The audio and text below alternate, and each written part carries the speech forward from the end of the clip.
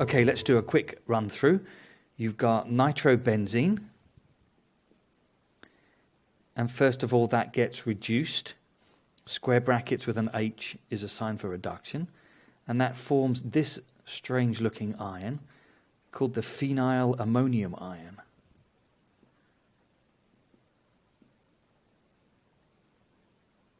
The phenylammonium ion.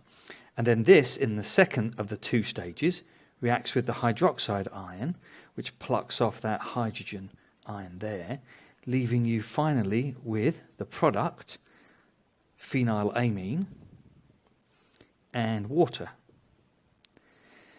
Now you have to know a bit more than this for the IB, than the first and the second stage.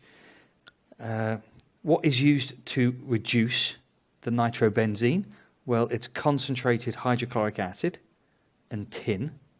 And reduction is loss of oxygen. Yep, the oxygen's gone. And another definition of reduction is gain of hydrogen, and indeed hydrogen has replaced it. Now this hydroxide ion is behaving like a Lewis base. It's going to donate a pair of electrons.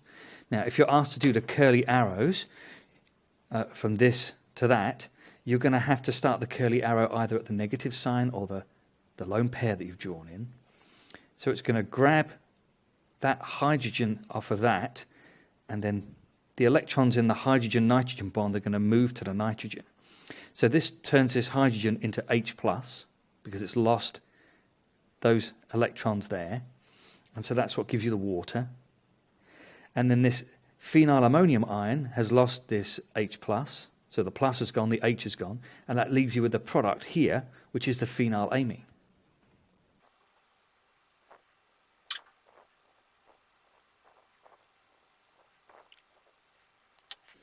So some more detail.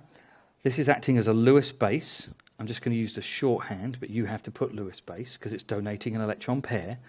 And it's also receiving an H+, so it's acting like a Bronsted-Lowry base as well. Which means that this phenylammonium ion, well, that's like acting like the opposite. It's receiving a lone pair of electrons. So this is a Lewis acid, and again you'd have to write it out in full.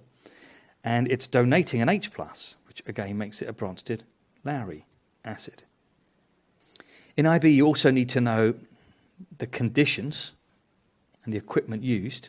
So concentrated hydrochloric acid and tin, this OH- ion, or that could be provided by, say, sodium hydroxide. And the whole thing needs to be refluxed. So in a reflux, you put the chemicals in at the bottom, you heat them. Now you wouldn't really want to use flames because a lot of this organic chemistry is flammable. So let me just write the word heat. And as you reflux, the chemicals go up and they come down. They go up and they come down.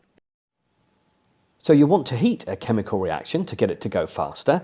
It goes about twice as fast for every 10 degrees centigrade increase. But the problem with heating organic chemicals is they tend to boil away and then you've lost them. So this is why you can use a reflux.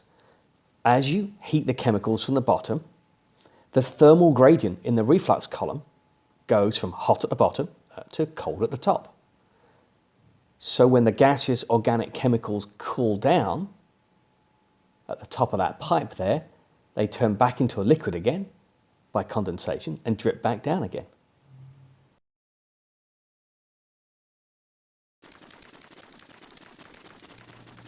So Dr. Atkinson is having trouble with his giant reflux.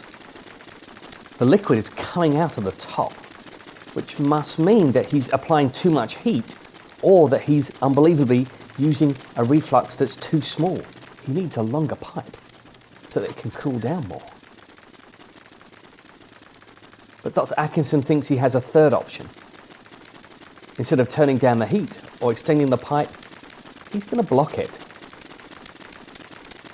Constant volume with increasing pressure. I think we know where this is going.